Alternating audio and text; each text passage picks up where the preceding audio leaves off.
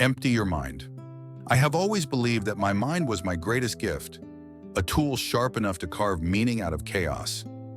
Yet the more I used it, the more it used me. My thoughts became louder than the world around me, echoing endlessly until I could no longer hear life itself. It all began on a winter morning, gray and silent, when I realized that I could no longer feel wonder. I had read every book on enlightenment, memorized quotes from sages, and even attended retreats that promised inner peace. But still, something inside me was restless, a constant hum of questions without answers. One night, in a half-forgotten dream, I saw a figure cloaked in white standing on the edge of a vast desert. The figure said nothing, only raised a finger toward the horizon where the dunes met the stars. When I woke, a strange clarity filled me. I knew I had to leave everything behind and find that desert. The journey begins. I sold what little I owned and traveled east, guided only by instinct. The world outside was loud, merchants calling, machines roaring, people moving in flocks. Yet I felt detached, as though I were already walking between two worlds. After many days, the land turned dry, and the wind began to speak in low whispers. I met travelers along the way. A merchant who feared losing his wealth, a widow who carried grief like a stone in her chest, a soldier haunted by the faces of the fallen. Each of them searched for peace in their own way, yet none had found it. When I told them I sought the one who could silence my mind, they laughed softly and said, "You'll find no such thing in this world. The mind never stops," but something in me knew otherwise. The dream had felt too real, too deliberate, like a message sent not from my imagination, but from the quiet part of existence that watches behind every thought. The hermit of the desert. At last, after weeks of wandering, I reached the desert from my dream. The air was sharp and dry, the sand cold under the moonlight. And there, just as in my vision, stood the figure in white. He was old, with skin like parchment and eyes that shimmered like still water. When I approached, he smiled without surprise, as though he had been expecting me all along. "You've come far," he said. His voice was gentle, yet it seemed to echo from within my own chest. "I seek peace," I replied. "My mind won't stop. It is filled with thoughts, questions, fears, memories. I've tried to silence it, but it always returns." The hermit nodded slowly. "Your mind is a cup," he said. "You keep filling it, knowledge, beliefs, desires, and now it overflows. How can the universe pour truth into a cup already full?" "Then how do I empty it?" I asked. He gestured toward the desert and said, "Stay here tonight. Listen, don't speak, don't think. When the dawn comes, you'll have your answer." The night of silence.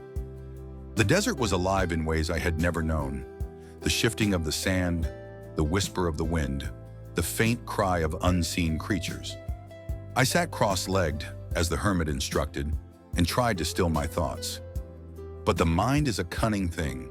It disguised itself as memory, then as hope, then as fear. It replayed moments from my past, my failures, my regrets, until the night itself seemed to pulse with my mistakes. Hours passed. I grew restless, angry even. How can I silence this chaos, I thought. How do I empty something that keeps refilling itself? In despair, I pressed my palms to the cold sand and shouted into the darkness, "I can't do it." And then something shifted. My voice was swallowed by the night, completely and utterly. Not even an echo returned. For the first time, I heard what silence truly sounded like. Vast, infinite, and terrifying. It wasn't absence. It was presence, deeper than sound itself. I stopped fighting. I stopped thinking. I simply sat. The wind brushed against my face. The stars blinked slowly above. And in that timeless moment, something within me cracked open. It wasn't enlightenment. It wasn't bliss. It was emptiness, pure and raw. But within that emptiness was peace. The voice within the silence. I don't know how long I sat there. Minutes, hours, or lifetimes. The mind, no longer fed by thought, began to dissolve. I wasn't separate from the desert anymore. I was the desert, the stillness, the wind, the faint shimmer of light on sand. Then a voice, not the hermit's, but one that came from nowhere and everywhere, spoke softly. When you empty your mind, you don't lose yourself. You return to yourself. The noise of thought is the veil that hides the truth of who you are. I understood then. The mind isn't an enemy. It's a servant that forgot its master. It fills the silence because it fears the void. But the void is not death. It's creation itself. Every sound, every idea, every life is born from it. When I opened my eyes, dawn had arrived. The sky blazed gold and crimson, and the hermit stood nearby, watching me with quiet amusement. "You've heard it," he said. "Yes," I whispered, "but how do I keep it?" "You don't," he replied. "You let it come and go, like breath. The mind will return, but now you know where the silence lives. Visit it often. Return to the world." I stayed with the hermit for 40 days. He spoke little, taught even less. Yet I learned more than in all my years before.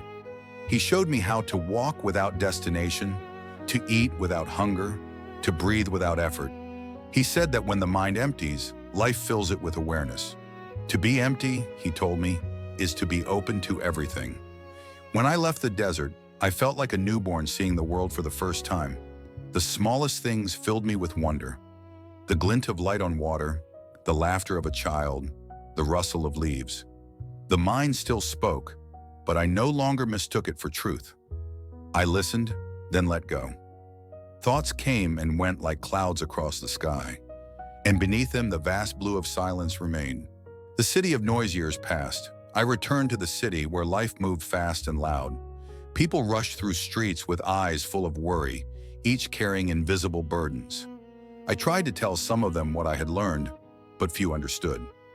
One man, a scholar, asked, "How can emptiness be wisdom? Isn't knowledge what lifts us above ignorance?" I smiled. "Knowledge fills the mind," I said, "but wisdom opens it. Knowledge tells you what the world is. Wisdom lets you see it as it is." He frowned and walked away.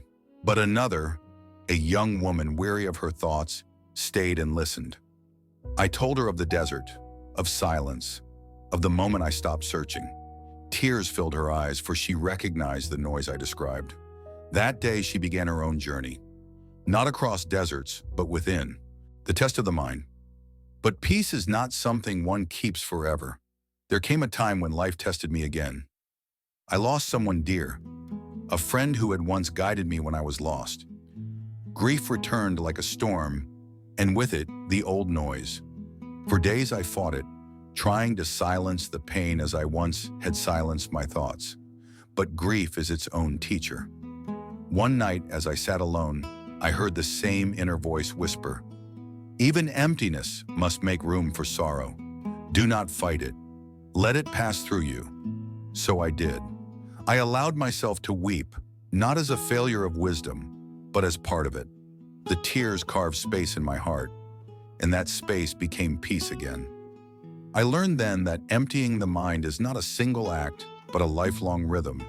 A cycle of filling and releasing, of losing and finding. The final lesson. Now, many years later, I write these words for whoever may find them. I live quietly near the sea, where the waves speak the same language as the desert wind. Sometimes I still hear the old noise, ambitions, fears, memories. But I smile at them as one smiles at the chatter of children. They mean no harm. They simply don't know silence yet. And when I walk along the shore at dawn, I remember the hermit's words. The mind is a cup. If you wish to taste life, don't fill it. Hold it empty beneath the sky. In emptiness, I found everything. Love, peace, and the soft hum of existence itself. Moral of the story. To empty your mind is not to erase your thoughts or abandon your dreams. It is to see them for what they are. Passing clouds in the vast sky of awareness. When you let go of the constant need to control, understand, and become, you make space for life to simply be. In that space, in that sacred emptiness, lies true freedom.